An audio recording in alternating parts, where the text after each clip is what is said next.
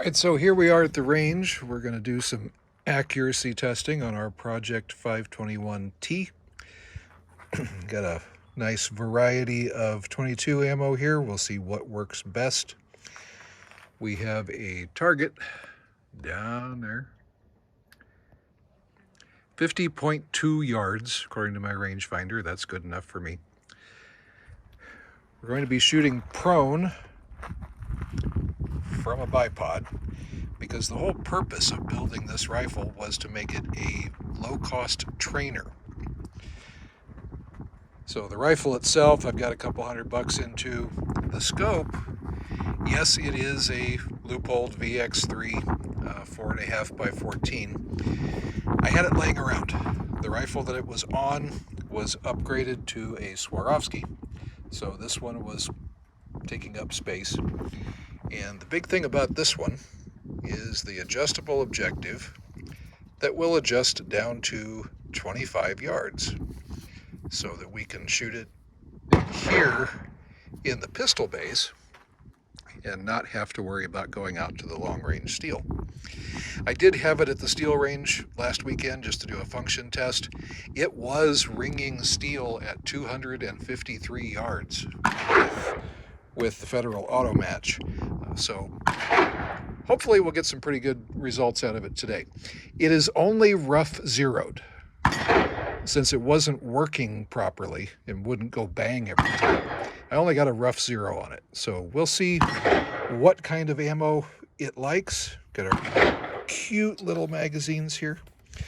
We'll see what kind of ammo it likes, and then we'll zero it. So I'm not going to put you through 2 hours of me laying on the ground poking holes in paper.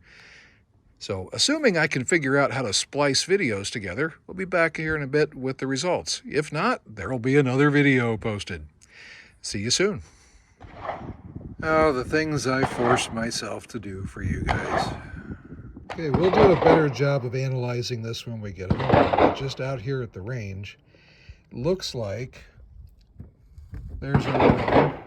Not a big surprise. It's also the most expensive.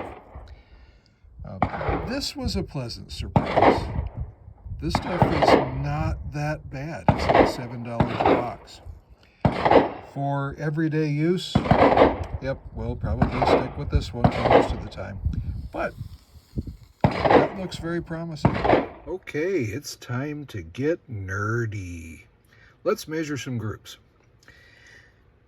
So in the testing today, I shot 200 rounds of 8 different kinds of ammo, 5 5-shot groups of each. So 25 shots per type of ammo. So all at 50 yards, 50.2, prone bipod with a scope. So why shoot that much? Why not just shoot one group? With a center fire that has a properly fouled barrel, one that is not clean, I can generally tell in a couple of shots if a load is going to work or not. And notice I qualified that by saying a fouled barrel. Right after you clean your rifle, it takes a little bit for it to actually start shooting up to its full potential. With my target guns, it's usually 2 to 4 shots. I do 5 just to be safe. And that's just because the barrel is clean. It isn't fouled. It doesn't have any residue in it, and it's not consistent yet. With a 22, it's a little different. 22s are externally lubricated. It's that waxy or slippery feeling that you feel on the bullet itself. And that lubricant coats the inside of the barrel. I've read on the internet that it takes 1 shot per inch of barrel. And this rifle has a 26-inch barrel, so technically I didn't even get enough through it to coat it. But what we should see is a progression. It should get smaller. There, see, like that visual there. That was expensive to put in. My personal experience tells me the first group after switching to a new kind of ammo is always the worst. It Sometimes it gets better, sometimes it doesn't, but usually the first one when you switch, it's the worst one. And then it starts to shrink and eventually gets consistent. So we're not going for, bench rest world records here. We just want an accurate rifle. So this was to give us an idea. This particular one here is the first group with CCI mini mags. And notice I've got a decent group there, but a couple of big flyers. And then as we shoot more, here's the second group, here's the third group, fourth group, fifth group. Yes, there's a flyer there. It starts to tighten up. Still, why 5? Why not just pound them all into the same hole? Well, we can learn things from looking at this. If all you saw was this group, you would think, oh, the guy screwed up. That's what it actually shoots. Wow, great accurate rifle. Well, no, not really. What we've got is that the CCI Mini Mag appears to have 3 velocity levels. Notice that we've got a node up here, right around that line. And notice that we had one up there this time too. Then we've got a node right about halfway through the 10 ring. You can see it here. You can see it here. You can see it kind of, maybe there, not really. But then we have this other node down here below the bullseye in the 10 ring. We've got some there. We've got one here. We have one here, a little farther out. This guy was another one of our centers. And then here we've got some below the bullseye. So if we were able to figure out what caused that and sort the ammo and get, everything that's in this node or that one, yeah, we'd have some accurate ammo. How much time do you want to spend on it? So that was just an example of how the groups change over time. So how do we measure a group? With a measuring tool. We'll do this quickly, lay it flat, get a good background, and especially with a 22, you want to measure to the grease ring. What do I mean by grease ring? Well, here's one where it went out into the white. Let's zoom in a little bit. See this dirty part around the hole? That's the lubrication from the bullet. So when you measure to the outside of that grease ring. If it's in the black, you kind of have to guesstimate, but you can get a good idea. But you want to measure to the outside. You get your measurement, you subtract a bullet diameter, because we're measuring from outside to outside, and we want center to center. So you subtract a bullet diameter, there's half of it on this side of the center, there's half of it on that side of the center, and you end up with your group size. So did it actually work out that the first group always was the worst? Well, here are the basic over-the-counter, regular, everyday 22 ammo. And oh, hey, you know what? Maybe I should put that in the frame. That would help. Wow. Oh yeah, that was good. Boy, we're good today. Okay. Hey, now you can see that. So with our mini mag, our auto match, our blazer, and our standard, yes, first group sucked. And then it started getting better. Interesting thing happened with both the standard and the auto match. The third group sucked also. But for the most part, it got better. So when I averaged the group sizes, I left out that first one. I know That is not typical. That one is while the lubricant is changing over. So my first average over here is groups 2 through 5. Then I did a different average that was the best 3. And that gives me kind of an idea of how the rifle does.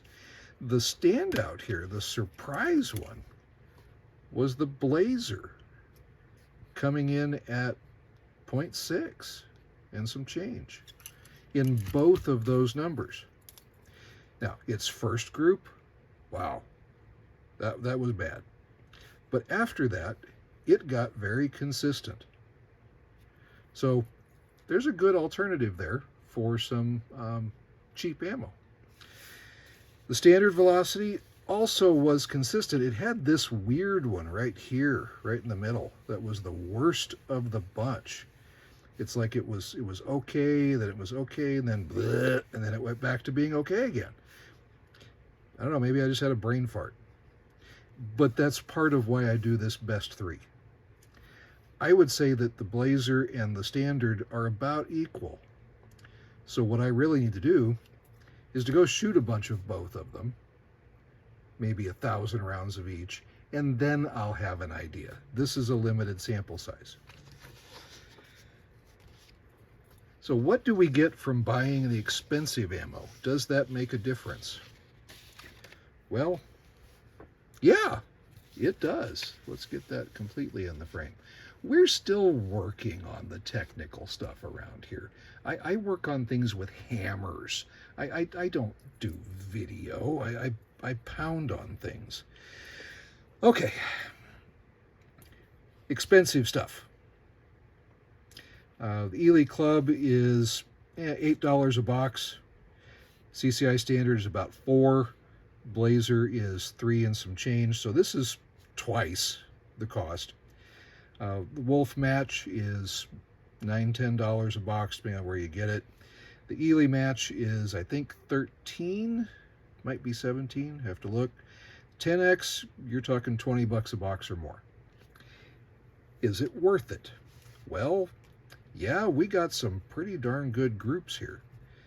And actually, the Ely Club is a great example of the progression as the lubricant starts to coat the barrel.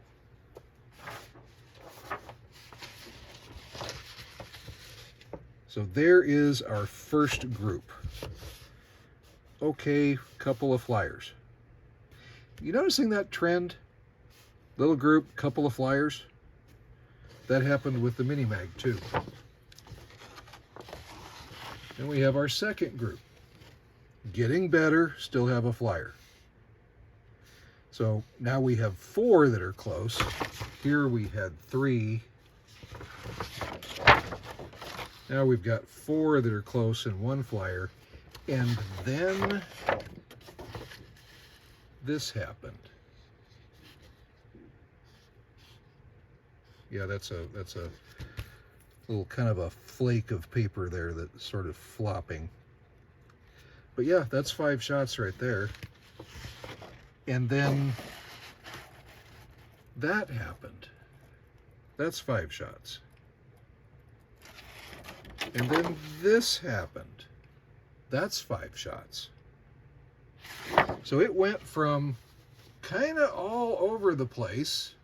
If you only shot one group, you may not think that this is a good one to do, because that doesn't really look that different than that Mini Mag group that was shaped the same way. But then you get into these. Ooh.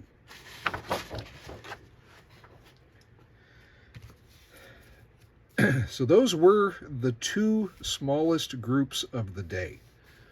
We had a 214 and a 237. The Ely 10X, the best it could do is a 0.26. So $20 a box, $8 a box. Yes, you have to shoot some to get it to lube up. These are different. The 10X are kind of a gray color. So is the Match. The club is black. I'm talking about the lubricant on the bullet. So it takes a little bit for it to break in, but once it does beautiful things. And remember, this is not from a bench. This is me on the ground. The Wolf match, supposedly made by Eli, whatever, it's this people. Not really that impressed. It was Blazer. So why would I spend that money when I can just shoot this one? So I think probably what's going to happen is that most of the time I will be shooting these two, Blazer and Standard, because they're cheap. When I want to show off and I have time to prep, because I know I have to fire at least 10, preferably 15 rounds before this rifle will really start to perform. If I have time to prep and I want to show off, club. But for every day, it's going to be one of these two, Blazer or Standard. So that's our accuracy report. And yes, I do use the backside of old targets as scratch paper. I assume everybody does. There's stuff all over the place here. That's our accuracy report from our rifle that has been shimmed. The headspace is correct now.